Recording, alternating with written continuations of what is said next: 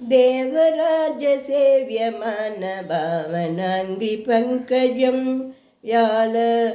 व्यालयज्ञसूत्रमिन्दुशेखरं कृपाकरं नारदादियोगिवृन्दवन्दिनं दिगम्बरं काशिकापुरादिनाथकाल भैरवं भजे भानुकोटिभास्वरं भवाब्धितारगम्बरं नीलगण्डमीप्सितारनायकं त्रिलोचनं कालकालमम्बुजाक्षमक्षशूलमक्षरं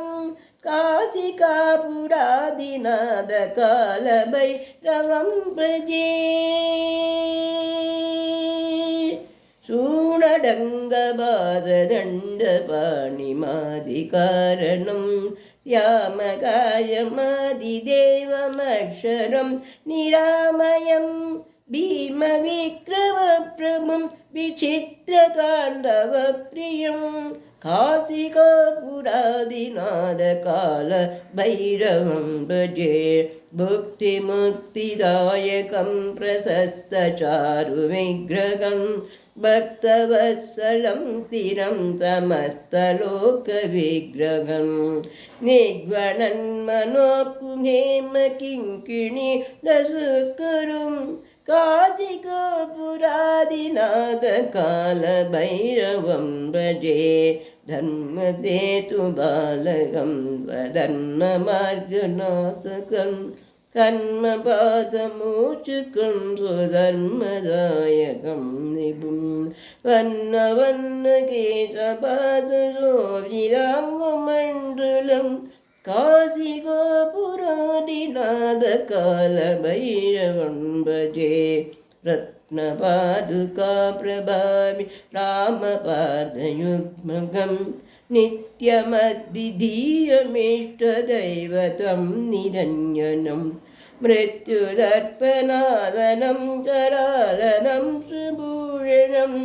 काशिकापुरादिनाथकालभैरवं भजे अट्टहासभिन्नपद्मजाण्डकोशसन्निधिं दृष्टिपादनष्टपापजालमुद्रसागनं नष्टसिद्धिदायकं कपालमालिकाधरं काशिकापुरादिनाथकालभैरवं भजे काशिकापुरादिनाथकालभैरवं भजे भूतलङ्गनायकं विलासकीर्तिनायकं कादिवासलोकपुण्यपापशोधकं विभुं नीलिमार्गगोवितं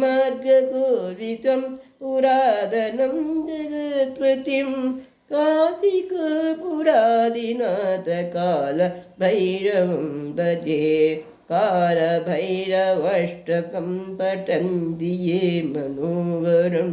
ज्ञानमुक्तिसाधनं विचित्रपुण्यवर्धनं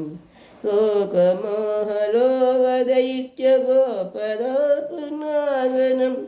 ते प्रयान्ति कालभैरवाग्रे सन्निधि ध्रुवम्